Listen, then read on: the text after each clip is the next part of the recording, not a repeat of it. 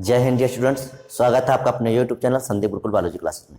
देखिए, जो आपका क्लास 10th में जो चैप्टर है पर्यावरण, हमारा पर्यावरण, वो बहुत ही इंपॉर्टेंट है और सभी कम्पिटिटिव एग्जाम के लिए बहुत इंपॉर्टेंट है। ठीक है, क्योंकि चाहे आपका टेट हो, चाहे सुपर टेट हो, चाहे जो भी आपका कम्पिटिटिव एग्जाम हो, अगर उसमें पर्यावरण से रिलेटेड क्वेश्चन आते हैं तो इस चैप्टर से जरूर आते हैं। ठीक, तो देखिए, सबसे पहले हम इस चैप्टर में ये जानेंगे कि आखिर ये हमारा पर्यावरण अर्थात इन्वायरमेंट होता क्या है।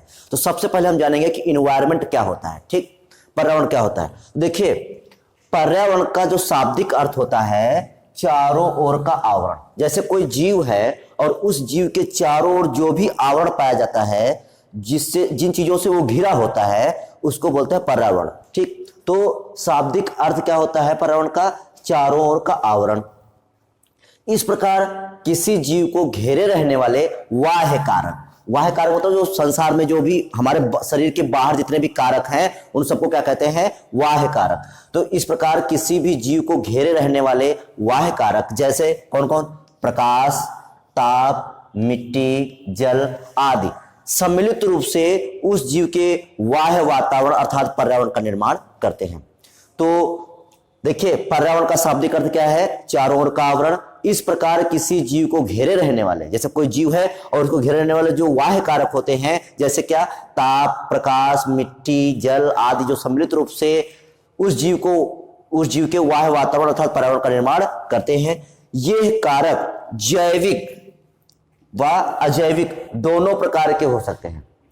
देखिए, जो बाह्य कारक हो सकते हैं वो बाह्य कारक या तो आपके जैविक होंगे या तो फिर अजैविक होंगे। जैविक मतलब क्या? जैसे जीवित तो जैसे कोई जीव है तो अपने चारों ओर सभी पेड़ पौधे या जीव जंतुओं से घिरा है, तो ये जैविक कारक हो गए। अजैविक कारक जैसे विभिन्न प्रकार की गैसों, जैसे ऑक्सीजन है, नाइट्रोजन है, तो इन सबसे घिरा हुआ है, तो वो अजैविक कारक हो गए। तो इस प्रकार से प्रत्येक जीव जैविक और अजैविक कारकों से घिरा होता है। ठीक है, ये सभी कारक जीव के चारों ओर पाए जाते हैं जो किसी न किसी प्रकार उस जीव के जीवन को प्रभावित करते हैं। तो ये जो कारक है, चाहे जैविक कारक हो और चाहे अजैविक कारक हो, तो ये जो कारक होते हैं ये जीव के जीवन को किसी न किसी प्रकार से प्रभावित करते हैं। जैसे ऑक्सीजन है, अगर ऑक्सीजन कम या ज्यादा हो जाए तभी जीव प्रभावित हो जाएगा।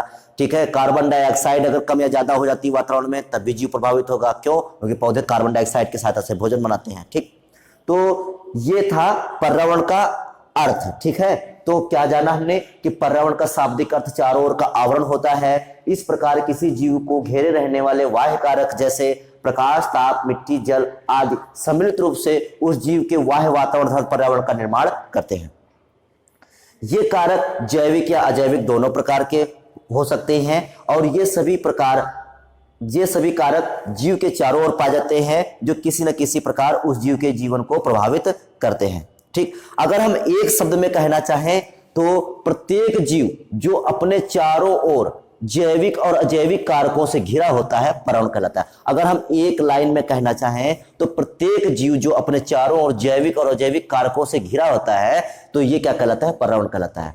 ठीक है, तो ये था पर्यावरण की परिभाषा। अगर आपसे पूछा जाए पर्यावरण किससे मिलकर बना है, तो पर्यावरण दो चीजों से मिलकर बना है, जैविक कारक और अजैविक कारक।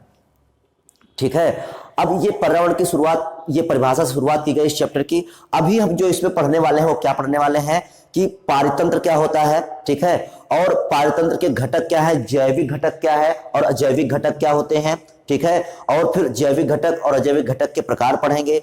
तो इस प्रकार से इसमें और भी हम पढ़ेंगे कि खाद्य श्रृंखला क्या होती है, खाद्य जाल क्या होते हैं, पिरामिड क्या होते हैं, ऊर्जा का पिरामिड क्या होते हैं, ऊर्जा का 10% का नियम क्या होता है।